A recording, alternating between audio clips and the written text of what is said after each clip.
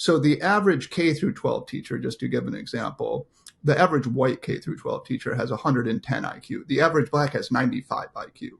95, that's below the white average. Now this has other effects. So for example, complaints in California for lawyers and complaints against doctors, although I don't have the exact numbers, they're commensurate with these IQ differences, which are racial differences. So, because as you know, like what happens is these law schools, they accept subpar black students. They're not going to fail them, right? So they have to graduate them. And then perhaps the most perverse thing about all of this, and this is something you talk about, I've heard you talk about it honestly, which I commend because I think it's really important, is it makes what most people would consider racism rational. And what I mean, so just to be clear about this, what I mean is if I'm going to get a neurosurgeon and I know that blacks are getting huge preferences, it is totally rational for me to think, you know what, maybe I'll go with the Asian neurosurgeon. And now that would be considered racist by many people, but it is actually a rational response. I mean, what do you think about that? And like how deleterious that is for a society in which you're making that, like what would be considered racism, completely rational? Well, that exact same mechanism is in play on college campuses when you have on the one hand the dominant discourse is from the college presidents down through the professors and administrators.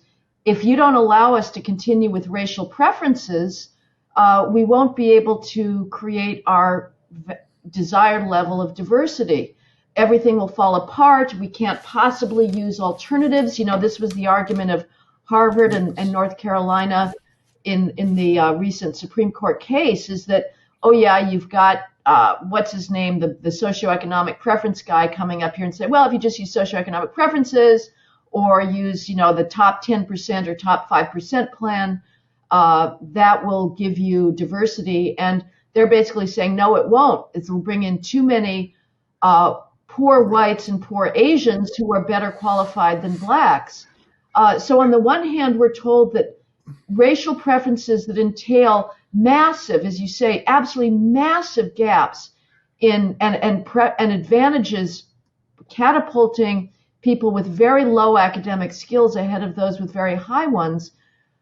We're supposed to believe that is essential. And then if you say to any given black student, well, as Amy Wax did purportedly, and she denies it, and whether she said it or not, I'm going to take her at her word, but it is, of course, as you say, rational to assume that given this regime, any given black student may have been the product of preferences. If you say that, you are engaged in just like racial genocide. You're psychologically destroying this person. How dare you say that? Well, both propositions can't be true at the same time. So yes, it is absolutely rational to fear if you have a black doctor coming through the door that he has been on the accelerated elevator throughout that has allowed him to clear his peers with much lower grades and be catapulted not just into medical school, but into residencies, onto faculties, into hospitals. It's happening constantly.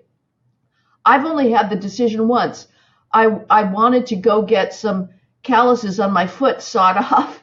And so I went to a foot doctor, podiatrist, and I'm going to be very honest, a black woman walked through the door. And given what I know about the degree of preferences, one pauses, and I just decided it's not worth it. It's not this critical a procedure, but I'm sorry, this is inevitable. And again, the 90s, I don't want to portray them as some golden age of racial honesty because I don't think they were, Pache, Jonathan Haidt, and others.